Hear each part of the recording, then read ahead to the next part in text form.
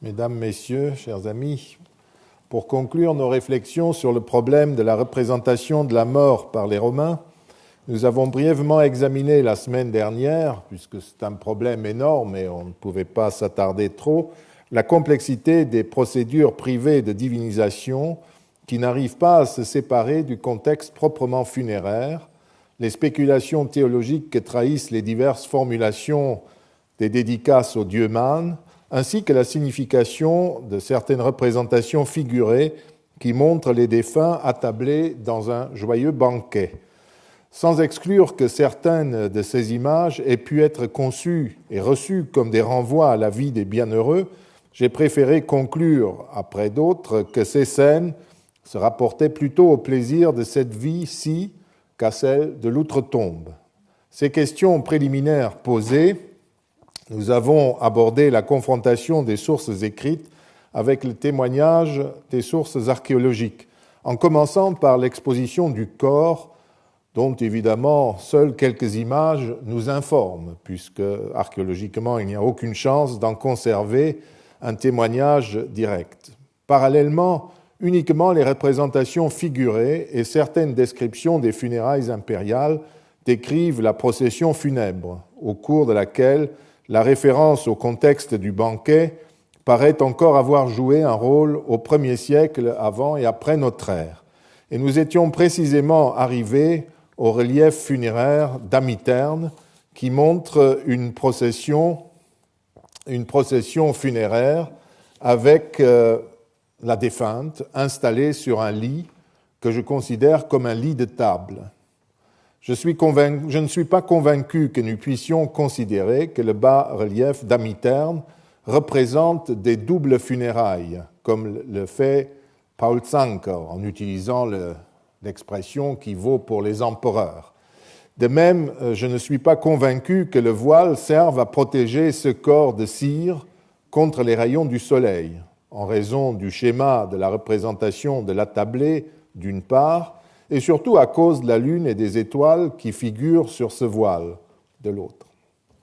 Il y a bien longtemps, j'ai proposé d'interpréter cette représentation comme la marque des ténèbres de la mort qui a frappé cette femme et qui est également énoncée par la lune, les étoiles, comme j'ai dit, et sur les autres reliefs ou dans les tombes par les torches et les lampes. Certes, on pourrait considérer que dans le cas de double funérailles ou de double transport funéraire, le corps étant dans une boîte, et vous vous rappelez que certains archéologues ou historiens d'art ont considéré que ceci était le vrai cercueil et que ceci était un double, d'où la double présence du mort, si vous voulez, au cours de la procession. Donc,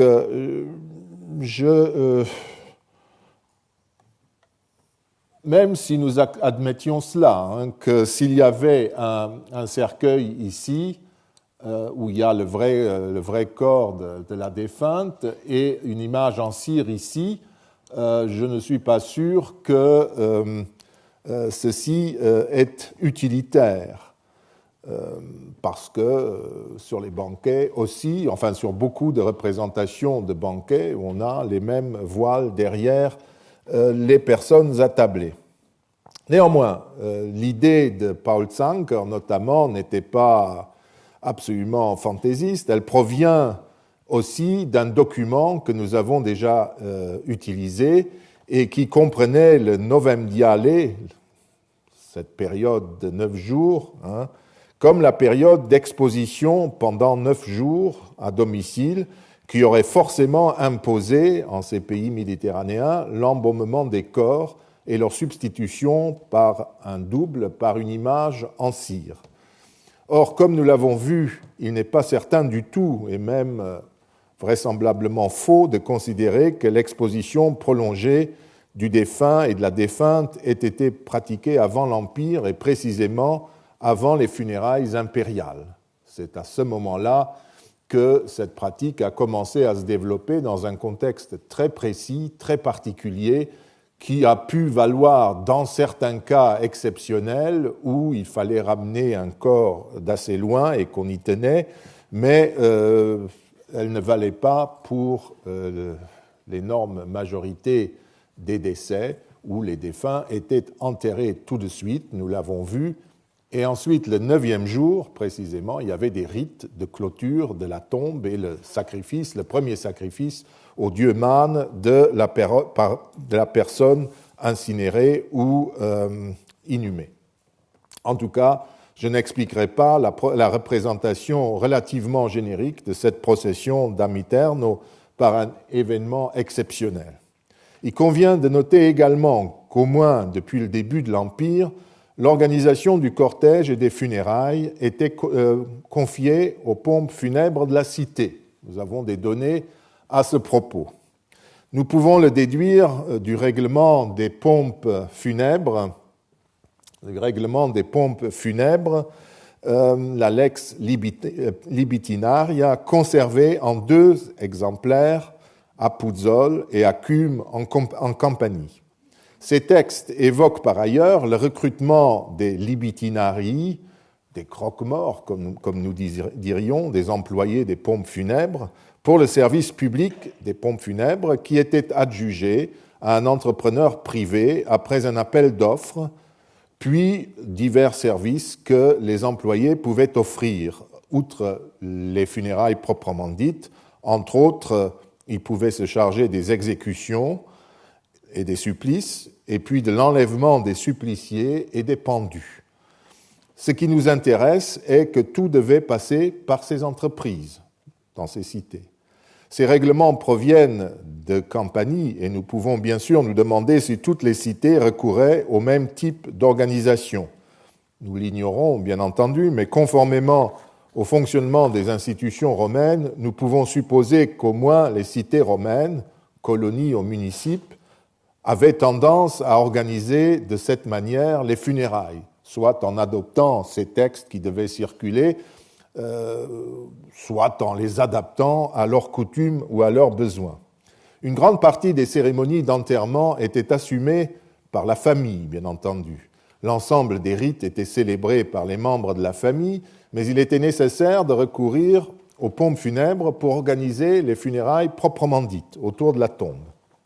Un passage du règlement donne un renseignement précis.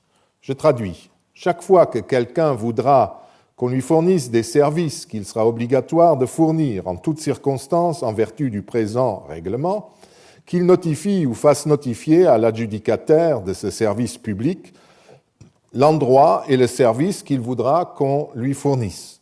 Et si la notification a été ainsi faite, qu'alors l'adjudicataire en question soit dans l'obligation d'envoyer tout ce qui devra être mis à disposition en vertu du présent règlement et de fournir tout ce qui doit être fourni à la personne qui aura donné en premier notification et ensuite à tous les autres dans l'ordre des notifications, à moins qu'aient été notifiées les funérailles d'un décurion ou les funérailles d'un mort prématuré, auxquels il faudra pourvoir en priorité, alors qu'on devra respecter l'ordre des autres funérailles.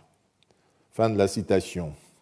Le règlement fournit donc 3 données qui sont intéressantes. Il y a d'abord le fait que la famille en deuil doit signaler, notifier aux pompes funèbres le décès et l'endroit où elle souhaite organiser les funérailles.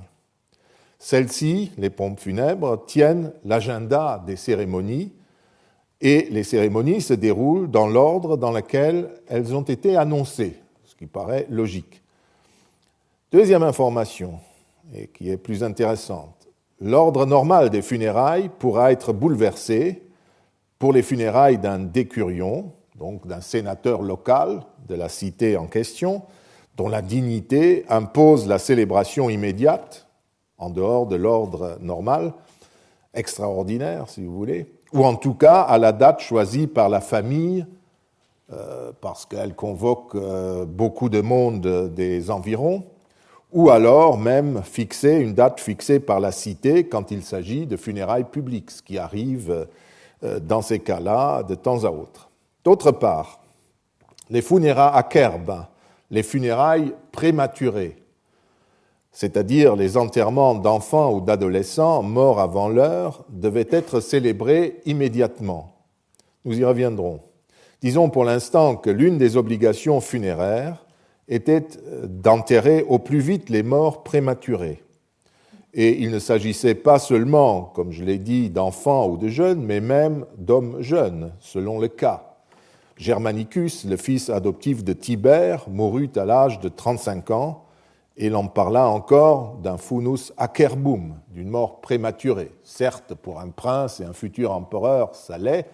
Si vous lisez Tacite implicitement et explicitement, vous verrez, il indique que Tibère a échappé par ce biais à une grande manifestation de deuil public lors de funérailles solennelles, en disant que c'était si affreux que le pauvre garçon devait être enterré nuitamment comme les morts prématurés. Donc rapidement, on a évacué son corps dans le tombeau de la famille Auguste. Mais en tout cas, ce qui nous intéresse, c'est que lui aussi pouvait dire sans se ridiculiser que c'était un décès acerbum, un décès prématuré. En tout cas, la démographie du monde romain implique que le calendrier officiel de l'ordre des funérailles dut être fréquemment bouleversé. Enfin, ce que l'adjudicataire des pompes funèbres doit fournir, c'est tout l'équipement nécessaire pour organiser la crémation, ou bien, je suppose, pour l'inhumation, moins fréquente à cette date, nous sommes au début de notre ère. Autrement dit, l'adjudicataire du service des pompes funèbres fournissait le bois pour le bûcher, les oustores, les porte-feux, qui s'occupaient d'enflammer et de contrôler le bûcher. Il est possible que, sur demande, il fournissait également d'autres services et objets nécessaires pour les cérémonies qui se déroulaient auprès de la tombe. Ce règlement traduisait-il la volonté de réglementer le service des pompes funèbres, peut-être désorganisé ou inexistant, ou bien d'introduire un peu d'ordre dans le chaos des funérailles? On ne sait pas exactement. On peut également songer à la volonté d'imposer par ce biais certaines limites aux dépenses somptuaires des funérailles, puisque désormais c'était un service public qui assumait une grande partie des opérations et des fournitures sur le terrain. On sait que le dictateur Sylla avait limité par la loi le luxe des funérailles. Divers savants ont également évoqué la possibilité d'une loi somptuaire contre le luxe due à César ou à Auguste, mais nous manquons en fait de tout indice précis. De toute façon, je crois que ce seraient des explications un peu laborieuses, puisque le luxe des funérailles s'exprimait avant tout par la procession, au cours de la procession, où on mobilisait des foules énormes, pendant l'éloge funèbre prononcé pour les grands personnages, et qui étaient donc susceptibles d'être enterrés de façon luxueuse, un éloge qui était prononcé publiquement au forum, ensuite par le banquet et les jeux funéraires qui concluaient le processus des funérailles. Et dans tous ces domaines, l'intervention des pompes funèbres était inexistante, ils n'étaient pas présents. Donc ce n'est certainement pas dans cette direction qu'il faudrait regarder. Et puis, tous ces règlements contre le luxe étaient efficaces tant que les funérailles se déroulaient dans des lieux publics, c'est-à-dire dans les nécropoles situées le long des voies publiques, sur terrain public. Mais si une grande famille installait ses tombes dans l'une de ses propriétés privées, comme par exemple Cicéron, nous l'avons vu, l'envisageait pour sa fille Tullia, le contrôle du service public des pompes funèbres aurait été totalement inefficace, puisqu'il ne pouvait officier dans un domaine privé. L'impression se dégage donc que l'institution d'un service public des pompes funèbres était avant tout destinée à contrôler les funérailles elles-mêmes et l'implantation des tombes dans les environs des villes, sur les terrains publics, à veiller au respect des règles de sécurité principales, notamment l'installation des bûchers à une certaine distance des habitats, parce qu'il y avait quand même un petit risque, et introduire aussi, en quelque sorte, de l'ordre dans le déroulement des différentes cérémonies qui devaient se succéder, puisqu'il devait y avoir un calendrier des enterrements, et ce serait assez malvenu d'avoir des bagarres ou des disputes au moment où on veut se servir des installations. Donc voilà une donnée que nous avons sur l'organisation des funérailles qui est assez intéressante et c'est pour cela que je l'ai citée. Revenons maintenant à nos processions. Un seul indice archéologique de la procession peut être cité, il est indirect. Ce sont les fragments des lits funéraires qui proviennent des crémations. Les fouilles des nécropoles ont régulièrement livré des restes de ces lits de table sur lesquels les défunts étaient emportés et ensuite incinérés. L'usage de ces lits de table était déjà attesté à Ostie au cours du IIe et Ier siècle avant notre ère. Pratiquement toutes les crémations en ont livré des restes, qu'il s'agisse de tombes d'hommes ou de femmes. La mode a été importée par l'aristocratie à partir de l'Orient et manifestement les couches moyennes s'en sont rapidement emparées elles aussi. De ces lits, on retrouve, comme vous le voyez ici, des restes d'ornements en os, parfois en ivoire ou en métal, qui faisaient partie des structures. Le bois a bien sûr brûlé, mais ce qui reste, c'est souvent des dizaines et des dizaines de fragments provenant de ces lits. Il n'est guère étonnant, donc, puisque toutes les couches moyennes se sont emparées de la coutume, que l'on retrouve des traces un peu partout à l'époque des crémations, en Italie, par exemple à Pompéi, bien entendu, en Émilie, en Italie du Nord, à Riccione, par exemple, dans le troisième quart du Ier siècle après notre ère, ou alors en Gaule narbonnaise, à Fréjus, à Nîmes, à la fin du Ier siècle de notre ère. Donc c'est un peu plus lent pour arriver, mais c'est présent. Dans une nécropole rurale comme à Saint-Fréjus, à Marème, dans une tombe bûchée, on a trouvé 45 pièces d'appliques en os, de décors de pieds et de cadres de lit, ainsi que des éléments en métal de la structure du lit. Donc vous voyez, même à la campagne, au Ier siècle, cela se faisait. Par ailleurs, beaucoup de crémations sont parsemées de clous de tapisserie qui renvoient encore une fois à ces lits de table sur lesquels étaient étendus les défunts, des couches funèbres. On conçoit aisément que les lits étaient encore plus nombreux, car pour découvrir ce type d'indice, il convient de fouiller selon une technique très soignée qui est habituelle de nos jours, mais qui ne l'était pas voici 20 ou 30 ans. Donc, nous aurions les musées remplis de caisses de fragments de lits de table provenant ou de clous de tapisserie provenant de ces crémations, si on avait compris ce que c'était. Parfois, on l'a compris, mais pas toujours. Et vous voyez aussi que Notre-Dame d'Amiterne, sur son lit de table, dans une attitude qui est plutôt celle d'un banqueteur que d'un défunt, est tout à fait dans le contexte de ces découvertes. Mais, on parlait de techniques de fouille, ces techniques n'expliquent pas tout. Il y a des époques et des cités pendant lesquelles et où les lits funéraires disparaissent ou sont presque inexistants. Toujours la variété qui est la marque permanente des rites funéraires. En gros, les lits funéraires se font beaucoup moins fréquents à partir du IIe siècle. Peut-être tout simplement parce qu'à cette date, l'ornementation des mausolées peut transmettre la même information en montrant le défunt à table, comme d'innombrables reliefs de mausolées, de tombes le montrent. Et aussi parce que, vous le verrez, les modes de sépulture changent. D'autre part, alors que les rites funéraires sont par exemple bien attestés entre 80 et 120 après notre ère en Germanie inférieure, sur le plateau de Aldenhofen, ça s'appelle, entre Aix-la-Chapelle et Cologne, nous sommes vraiment à la campagne, et bien donc vous voyez que c'est ceci qui est l'indice des lits de table, et vous voyez que c'est entre 80 et 120 après Jésus-Christ. C'est dans 5 tombes, mais bon, c'est des chiffres relatifs, bien entendu. Début du IIe siècle, mettons, vous avez cela dans la campagne profonde entre Aix, La Chapelle et Cologne, mais dans la colonie romaine de Lyon, vous vous avez quelques éléments.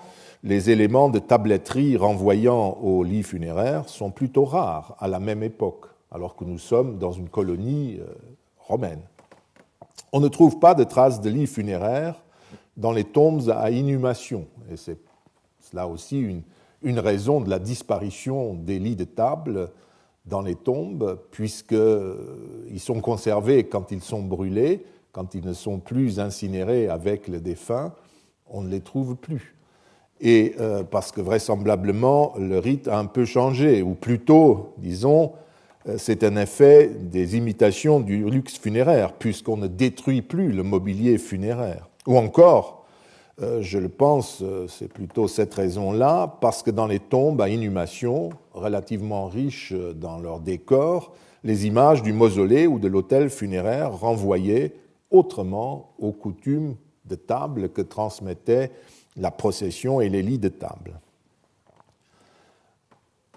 Dans notre reconstruction des rites funéraires, nous sommes donc arrivés maintenant sur le lieu de la sépulture et nous devons nous interroger sur la signification qu'il faut accorder aux deux modes de sépulture pratiqués à Rome et dans le monde romain, la crémation et l'inhumation. J'en parlais il y a un instant. De toute évidence, dans certaines familles, à certaines époques et dans certaines régions d'Italie et de l'Empire, le corps sera toujours incinéré ou inhumé. Encore la variété. Ainsi, dans la famille impériale, du début de l'Empire jusqu'à l'époque chrétienne, la crémation est la référence, elle est centrale, même à une époque où on inhume en fait l'empereur défunt. Rituellement, il était toujours incinéré. J'ai parlé des deux corps de l'empereur, c'est de là que vient cette tradition. Mais ce n'est pas cette coutume familiale un peu particulière, maintenue à travers les siècles, qui a préoccupé les historiens, c'est plutôt la tendance majoritaire dans la population à adopter tel ou tel rite selon l'époque, ce qui est plutôt étrange. Une première question occupe depuis longtemps les historiens et les archéologues, c'est celle-ci. Quelle est la raison qui a poussé des incinérants à inhumer leurs défunts à un moment donné, et vice-versa? Pourquoi, par exemple, les Romains se mettent-ils tout d'un coup à pratiquer la crémation au 1er siècle avant notre ère, et pourquoi préfèrent-ils, à partir du 2e siècle de notre ère, à nouveau l'inhumation? L'une des études les plus incisives sur cette question a été celle d'Arthur Darby Nock, qui a établi en 1932 que rien dans les sources ne permettait d'identifier une raison philosophique ou religieuse qui aurait poussé à ce changement des rites funéraires. D'après lui, il s'agissait surtout d'un effet de mode. Cette position, que je crois toujours valable, après vérification, a été adoptée plus récemment par Ian Morris dans son livre sur les rites de la mort et la structure sociale en Antiquité classique, et puis collectivement dans un colloque récent sur l'inhumation à Francfort.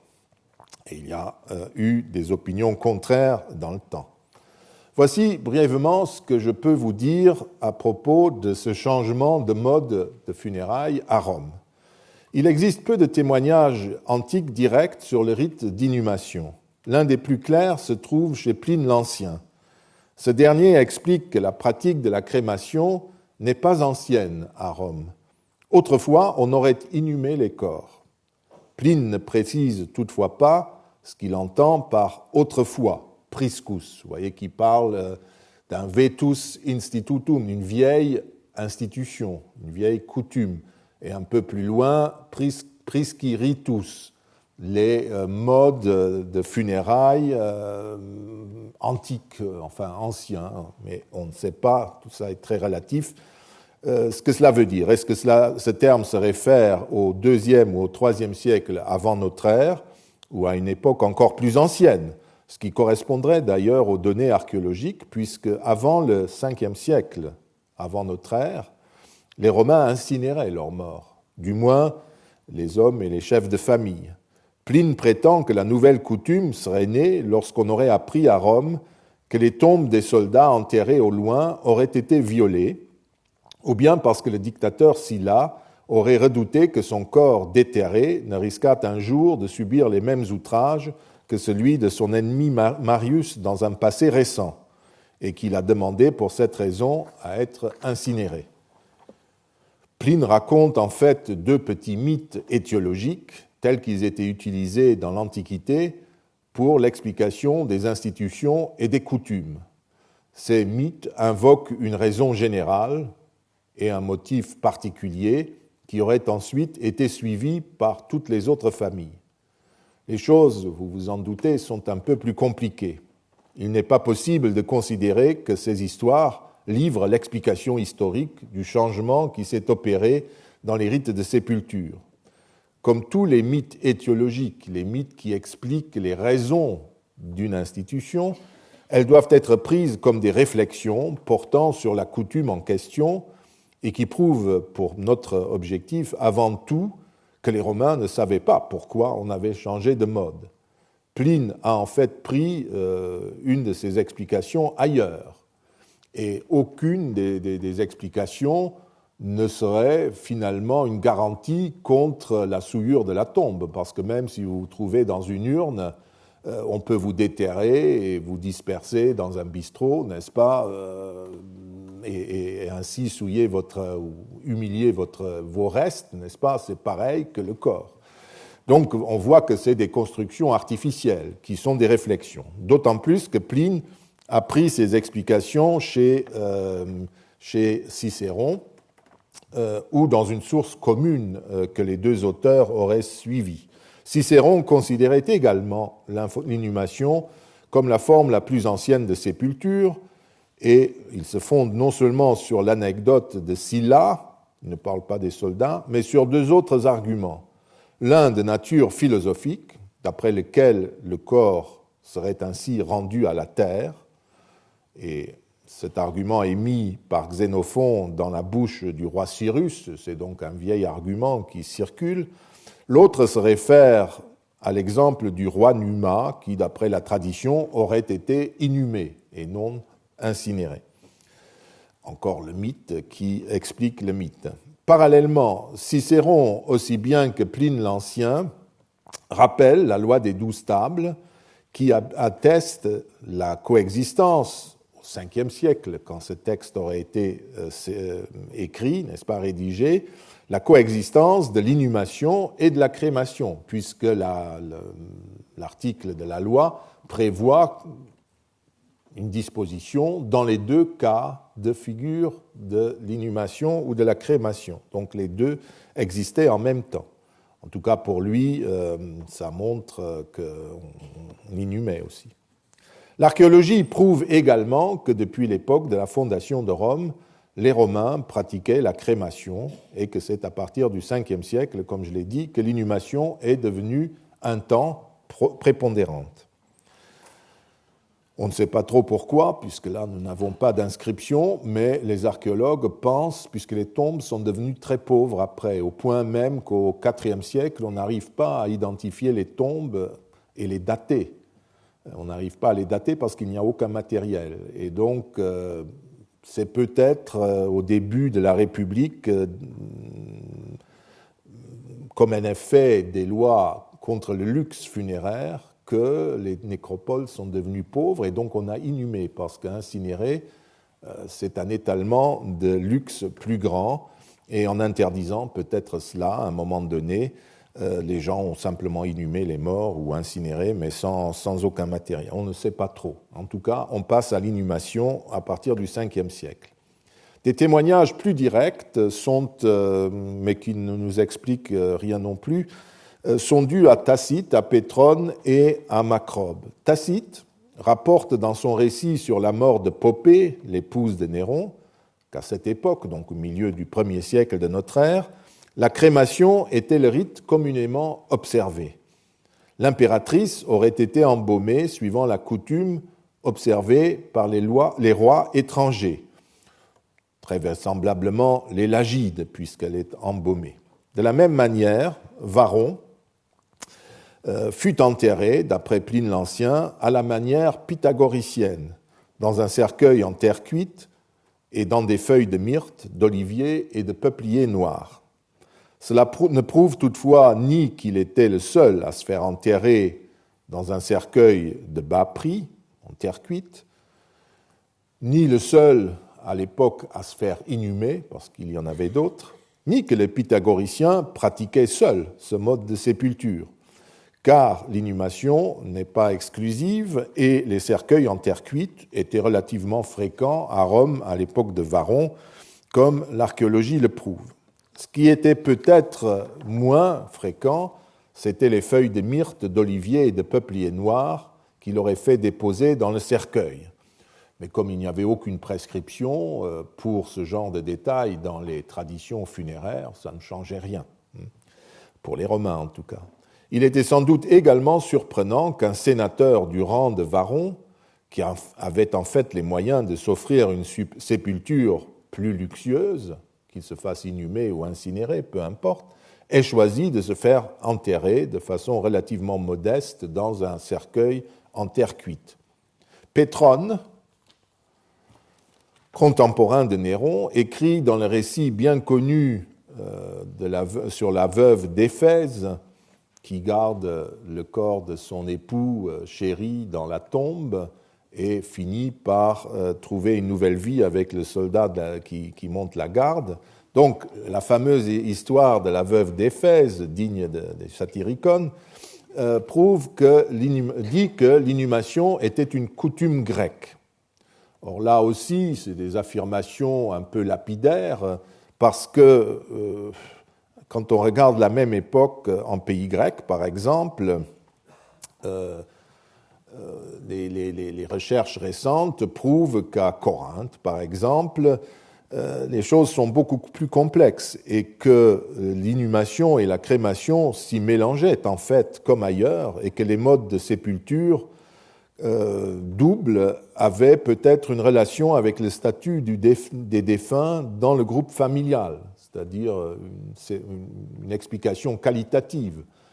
Les adultes se font incinérer, les jeunes inhumés, ou les femmes se font inhumer, les hommes incinérés, etc. Ou les esclaves se font inhumer, les hommes libres se font incinérer, et ainsi de suite. C'est plutôt dans ce sens qu'il faudrait chercher. Au milieu du IIe siècle, vous vous rappelez, nous avons parlé de cette affaire. Apulée témoigne de la permanence des rites de crémation en Afrique romaine, sauf dans le passage des métamorphoses qui, il faut le souligner, se déroulent en partie en Grèce. Donc on aurait l'inhumation en Grèce, conformément à ce que dit Tacite, mais nous ne savons pas très bien de quoi il s'agit. Au début du Ve siècle, en tout cas, Macrobe atteste clairement que la crémation n'était plus pratiquée. Il n'est pas inutile de rappeler que son opinion, de souligner son opinion dans ce texte, que la crémation représente un honneur pour les défunts, et à l'époque à laquelle on considérait que c'était un honneur pour les défunts que d'être livrés aux flammes. Pardon. Ça aurait été encore plus joli. Mais soyons sérieux, donc c'est très intéressant ce qu'il dit. De quelle époque parle-t-il où les défunts étaient livrés non seulement aux femmes de la maison pour leur toilette, c'est de cela que je parlais, mais il était livré aux flammes. Est-ce qu'il s'agit d'une référence aux funérailles héroïques du temps lointain, telles que Homère ou Virgile les décrivent, ou s'agit-il de l'époque du début de notre ère, avec les grandes funérailles, par exemple les funérailles impériales? Nous ne savons, mais l'observation est intéressante. Je vous invite à la garder en mémoire et nous la reprendrons un peu plus tard. Rappelons enfin que dans l'Antiquité tardive, chrétiens et non-chrétiens utilisaient les mêmes nécropoles sans que ceci ait entraîné des conséquences pour les types de sépulture, pour les modes de sépulture. Certes, les premières critiques du système de la crémation des défunts se rencontrent dans des œuvres de chrétiens. Tertullien, dans 2 ouvrages, et Minucius Felix dans le fameux traité Octavius, où un païen et un chrétien dialoguent sur les mérites respectifs des 2 religions. Mais, comme Éric Rebillard l'a prouvé, ces critiques ne relèvent pas de motifs spécifiquement religieux contre l'inhumation. Ils montrent simplement que dans leur ritualisme, les chrétiens qui utilisent les pratiques chrétiennes païennes de l'incinération, décidément, sont pas logiques ou que les chrétiens qui refusent la crémation vont ensuite nourrir les défunts sur les tombes. Il invite à un peu de logique, si vous voulez, dans leur conduite. Ou bien on rejette tout, ou on ne rejette rien, mais il ne critique pas en lui-même le mode de sépulture. Ce rappel montre d'abord qu'il s'agit moins de comprendre pourquoi l'inhumation a succédé à la crémation à partir du IIe siècle de notre ère, et si c'est notamment en raison de la christianisation. En fait, un mouvement similaire s'est déjà produit en sens inverse 3 siècles plus tôt, et clairement sans aucune raison doctrinale ou philosophique, ou ce qu'on veut, ou religieuse. Le véritable problème n'est pas du tout celui-là. Il est plus large. Pourquoi les Romains et les populations des provinces passent-ils de l'inhumation à la crémation vers le début de notre ère pour retourner dans un second temps à l'inhumation, sans oublier que le mouvement n'a jamais été absolu et qu'au sein d'un même groupe, une partie des sépultures adopte des coutumes différentes de la tendance majoritaire. Nous garderons en mémoire ces questions et tenterons, après l'inventaire des données, d'y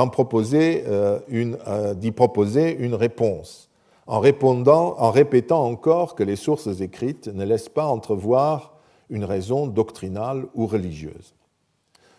N'oublions enfin pas que la discussion concernant les rites inhumatoires ou crématoires ne saurait concerner que des Romains aisés. Longtemps, Rome a connu de vastes cimetières situés sur l'Esquilin, les fameux puticuli, les petits puits qui se trouvaient devant la porte esquiline, dans un secteur, vous voyez là tous les endroits où étaient trouvées des limites de ces aires funéraires, qui était une zone funéraire sous la République où il y avait de gigantesques fosses communes où les gens étaient jetés sous la République sans beaucoup de façons. Et le problème incinération et inhumation n'étaient vraiment pas les problèmes que les gens se posaient à l'époque. Et la majorité de la population terminait ses jours de cette manière-là. Nous en avons parlé il y a quelques années et je ne veux pas y revenir aux questions topographiques et autres.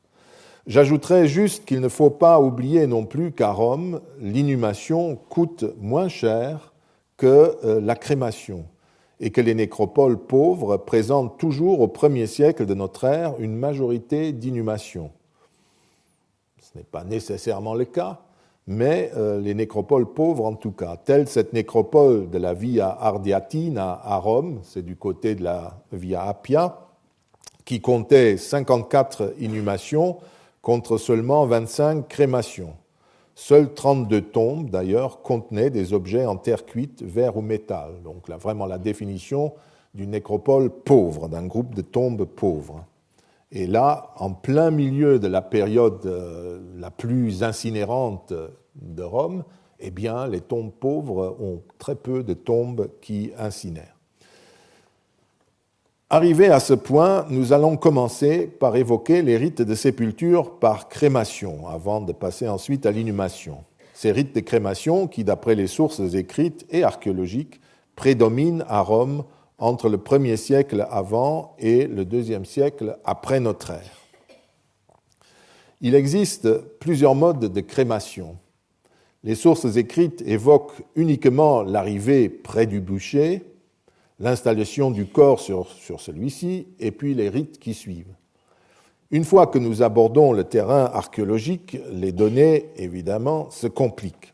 Nous découvrons certes des nécropoles disposant d'une oustrina ou d'un ustrinum, c'est-à-dire d'une place pour construire les bûchers. Je vous montre cette image qui est bien connue, qu'on a attribuée au bûcher pour les funérailles impériales.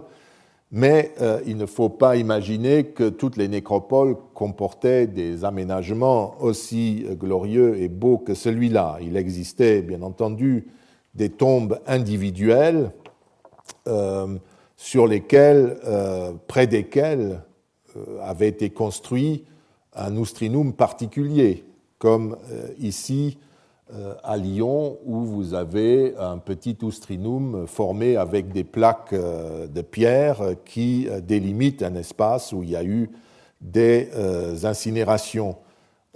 Et souvent, même des enclos ou d'anciennes tombes servent d'ustrinum. Vous verrez des exemples.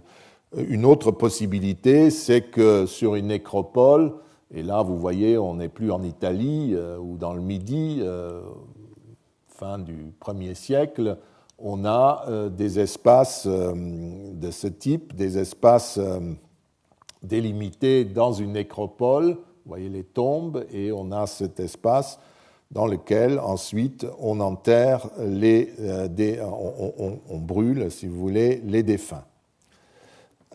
Et puis après, on les transporte dans des tombes, on y reviendra. Le bûcher, parfois aussi, on a des tombes individuelles sur lesquelles est construit le bûcher. Vous avez des exemples, par exemple à Saint-Paul-Trois-Châteaux, où vous avez une fosse dans laquelle on a construit un bûcher, ou au-dessus, ce n'est pas toujours clair. Et après, on a laissé les choses en place et on a rempli. Ensuite, on a placé, il y a un ossuaire, on a recueilli les ossements et des offrandes diverses qui sont déposées, et puis on ferme le tout. On a d'autres exemples à Aix-en-Provence, et il y a des milliers, si vous voulez, de ce type. Le bûcher s'effondre avec les restes du corps brûlé dans la fosse. Les ossements et les dépôts brûlés étaient laissés sur place dans la fosse qui était ensuite remblayée ou alors transférés dans un ossuaire qui pouvait être déposé lui-même dans une fosse ou un monument à part. C'est ce qu'on appelle, ou ce qu'on appelait jusqu'à présent dans le jargon des archéologues, un boustum. Le boustum est un objet un peu linguistique, un peu particulier, et il faut toujours être prudent pour employer des termes latins quand il s'agit de réalités archéologiques. Mais dans ces cas-là, en gros, ce n'est pas trop compliqué. En tout cas, cette appellation de tombe bûcher, en quelque sorte, correspond en gros à la définition conservée par Paul Diacre dans le résumé du dictionnaire de Festus. Pustum, écrit-il, signifie à proprement parler le lieu où le mort a été brûlé et enseveli. C'est vraiment ce que je vous ai dit. Et on dit bustum pour bene ustum, bien brûlé. Bon. Quand au contraire, quelqu'un est seulement brûlé et enseveli ailleurs, ce lieu où l'on brûle est appelé ustrina, au féminin. Mais nous appelons busta uniquement les sépulcres. On constate que la définition de Festus, qui est plus ancienne, ça c'est l'original du dictionnaire, enfin déjà un résumé d'un autre dictionnaire, mais Festus c'est le IIe siècle de notre ère, je vous le rappelle, sa définition était un peu différente. Pour lui, le sépulcre est, dit-il, d'après Aelius Gallus, un juriste de l'époque d'Auguste, le lieu où est enterré un mort, ce que les anciens appelaient bustum, qui est quand même un autre sens. Le reste de la rubrique est malheureusement mutilé, et il est possible qu'elle ait contenu également une explication fondée sur l'étymologie comburere, bien brûlé, etc. Mais le sens du terme bustum n'est pas entièrement clair. Et même chez Cicéron, qui emploie ce terme tantôt, comme dans ce passage, pour désigner un bûcher, c'est le lieu du bûcher, bustum, etc., tantôt pour désigner une tombe, où il dit que, cite un passage où quelqu'un qui brise un édifice funéraire ou commémoratif ou une colonne, Et pour monumentum, ou bustum, il met une parenthèse où il dit « Namit puto appellari tumbon ». Il emploie le mot grec, c'est cela qu'on appelle le tombeau, c'est l'origine de notre mot tombeau. Donc vous voyez, lui aussi considère bustum tantôt comme un bûcher, tantôt comme un tombeau. Peut-être par la confusion des deux choses, tombe-bûcher, je ne sais pas. Néanmoins, les commentaires tardifs de l'Énéide de Virgile par Servius paraissent établir que l'emploi de bustum, tel que l'emploient les archéologues, est tout à fait justifié. Ce n'est pas absurde.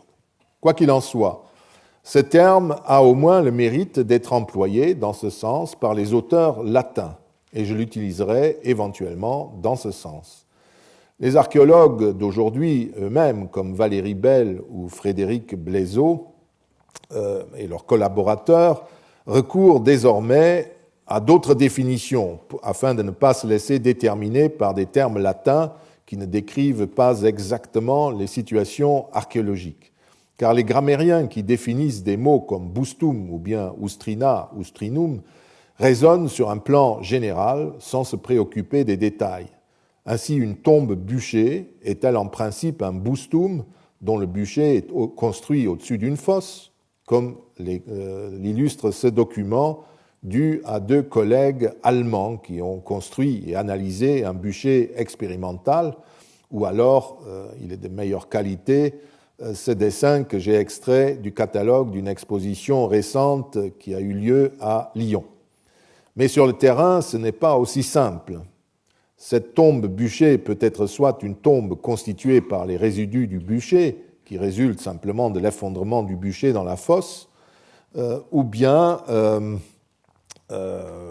c'est moins fréquent, les résidus du bûcher réorganisés en ce sens que les seuls ossements ont été collectés et placé dans un ossuaire, lui-même déposé ensuite dans le bûcher. Mais les nuances ne s'arrêtent pas là. D'abord, le bûcher n'est pas nécessairement construit sur une fosse. Dans certains cas, comme ici dans la nécropole sud d'Aix-en-Provence, le bûcher est construit au-dessus de deux fosses. Nous retrouverons ce problème quand nous examinerons les ossuaires. Enfin, n'oublions pas que dans le cas des funérailles de défunts fortunés, et surtout quand il s'agit de l'empereur, c'est sur des vrais bâtiments en bois, richement décorés, que le corps était incinéré. On identifiait jusqu'à présent des enclos monumentaux du Champ de Mars, c'est derrière le Palazzo Montecitorio, et même dessous, on identifiait ces enclos monumentaux aux Ustrina des empereurs de la famille impériale, et c'est dans ce bâtiment central qu'on aurait construit ces monumentaux bûchers. Mais des doutes se sont fait jour quant à cette identification. Néanmoins, il existe des exemples d'Ustrina maçonnés. Je vous ai montré déjà un ustrinum construit par des plaques en pierre, mais je vous donne l'indication aussi chez Ludovici, qui a fouillé les nécropoles des potiers romains de Rheinsabern en Rhénanie. Il y a un magnifique exemplaire maçonné qui est conservé. Les ossements, les charbons, les éléments d'architecture peuvent être prélevés du bûcher et déposés dans une structure secondaire. Là encore, plusieurs pratiques sont attestées. Ou bien ces restes sont placés tels quels dans cette structure. Pour distinguer ce dépôt réaménagé d'un simple dépôt de restes de bûcher dans une fosse, les archéologues parlent dans ce dernier cas de réduction de restes ou de fosse à cendres, comme en Allemagne, Aschengruben. Les dépôts de crémation en ossuaire peuvent également être déposés dans une tombe qui est aménagée ailleurs, à proximité ou plus loin, même dans la nécropole. Parfois, les dépôts qui comprennent à la fois des résidus de bûcher et l'ossuaire sont placés dans la même tombe, mais ils sont souvent très soigneusement séparés, comme dans cette tombe de Mayence, où vous avez clairement ici les restes du bûcher, le tout est une grande fosse. Dans les cendres de bûcher même, vous avez un certain nombre d'inhumations, donc des personnes entre 60 et 70, 2, et puis des restes d'autres personnes indéterminées. Vous avez une figue, un volatile, un oiseau, des restes de porc. Vous avez ensuite une autre fosse dans laquelle, vous voyez, vous avez plusieurs urnes cinéraires qui sont déposées, donc soigneusement séparées. Mais d'autres restent là. Pourquoi? Impossible de vous répondre. On le constate, à un seul terme latin, bustum, correspondent plusieurs types de tombes, de possibilités, dont le seul terme de bustum ne peut pas rendre compte, au point que Frédéric Blaiseau a tout à fait raison de se poser la question où se trouve, en fin de compte, la vraie tombe. Est-ce là où sont l'ossuaire, ou en tout cas les ossements, parce qu'il y a aussi des ossements déposés dans un linceul en pleine terre, ou bien est-ce dans les fosses avec les résidus du bûcher? Nous ne devons pas oublier non plus que les restes des corps incinérés sur un ustrinum, qui désigne dans le langage des archéologues un bûcher situé à part, sont également placés dans des ossuaires ou des tombes du même type que les dépôts secondaires que je viens de mentionner. Nous reviendrons à tous ces problèmes en examinant le détail des dépôts rituels dans les tombes ou éventuellement dans les fosses à résidus de bûcher. Comme il en va avec toutes les pratiques funéraires, les tombes bûchées et l'utilisation de bûchers séparés des tombes ne sont pas attestées partout et en même temps. Ils peuvent aussi exister côte à côte. En outre, cette pratique n'est pas une pratique permanente, comme je l'ai dit. Elle est inscrite, comme la crémation et comme les modes funéraires, dans un arc temporel précis. Alors qu'on trouve des bustas en Italie, à partir du début du 1er siècle de notre ère, par exemple à Pompéi, en Italie du Nord à Reggio Emilia, à Santa Caterina di Gambulaga, nous verrons ces nécropoles, à Riccione, ou bien à Classe, près de Ravenne. Donc alors qu'on a ces bûchers-là, ces tombes bûchées à partir du début du 1er siècle de notre ère, en Gaule et en Germanie, ils n'apparaissent qu'à partir du 1er siècle après notre ère, ce qui paraît, somme toute, naturel. En Gaule narbonnaise et en lyonnaise, ils se développent surtout entre le milieu du 1er et la fin du 3e siècle, avec un apogée au cours de la première moitié du 2e siècle. Ils sont bien attestés aussi dans la province romaine d'Afrique, à en juger d'après la grande nécropole de Puput, l'actuelle Hammamet, au 1er et 2e siècle. En Gaule-Belgique, à Belginum, un vicus de la colonie Auguste des Trévires, près de Trèves, où l'on a fouillé une nécropole de 2500 tombes, on trouve seulement des tombes à ossuaires et des tombes où l'on a versé des crémations en pleine terre, mais aucun bustum, ou de fosse de crémation. Un peu plus loin, en Germanie inférieure, à Mainz-Weisenau, je vous ai déjà montré une tombe de cet ensemble, de cette voie de tombeaux. Les tombes bûchées sont utilisées dans la deuxième moitié du 1er siècle et au début du 2e. Elles prédominent même au début du 2e siècle. Mais après le milieu de ce siècle, un seul bustum est encore attesté. Et vous voyez, ici, vous avez de nouveau la fosse d'incinération avec les restes des cendres. Et puis, vous avez en pleine terre une déposition masculine. Et ici, la déposition d'un jeune, mais avec une urne cinéraire. Et puis, vous avez dattes, figues, prunes, noisettes qui sont là. Et puis, hors de cette fosse, vous avez une autre déposition dans une urne. C'est une personne masculine entre 30 et 40 ans. Tout cela vous montre la variété. Donc, le plateau d'Aldenhofen, entre Aix-la-Chapelle et Cologne, nous en avons déjà parlé, utilise essentiellement avant 80 après notre ère des ossuaires. À partir de 80 et pendant la première moitié du 2e siècle, la tombe bûchée ou la crémation sur ustrinum prédomine. Au cours de la deuxième moitié du 2e siècle et au 3e siècle, à Aldenhofen, on recourt surtout à des ustrina, donc des places séparées, collectives. Enfin, à Xanten, la limite nord de la Germanie, nous avons un tableau qui permet de comparer les types de sépultures. D'abord, vous voyez que entre les diverses époques, vous n'avez pas du tout le même type, le même nombre d'inhumations ou d'incinérations typiques. Vous avez une légère augmentation des inhumations comme ailleurs, mais ça régresse ensuite. Vous avez beaucoup de tombes bûchées, ça semble augmenter. Des fosses à cendres diminuent en revanche, alors que les boustas diminuent. Et puis la pratique des ossuaires bouge également. Vous voyez à quel point dans chaque nécropole ça change. Et puis à Xanten, on a compté les sépultures. Depuis le début de notre ère jusqu'à 70, on a dans cette nécropole-là 121 sépultures. Et vous voyez, en gros, c'est essentiellement de l'incinération, la crémation, 22 tombes ossuaires où on a recueilli les ossements pour les mettre dans des urnes. Il y a seulement 17 tombes bûchées, 4 bûchées en fosse où vraiment ça s'est effondré là sans aucun aménagement. Il y a même un cénotaphe, semble-t-il. Et dans la période suivante où cette nécropole donne moins de sépultures, il y a toujours 10 tombes à ossuaires, 3 incinérations en pleine terre, 7 tombes bûchées, 4 bûchées en fosse et 2 inhumations. Vous voyez, ça bouge, ça change suivant les époques.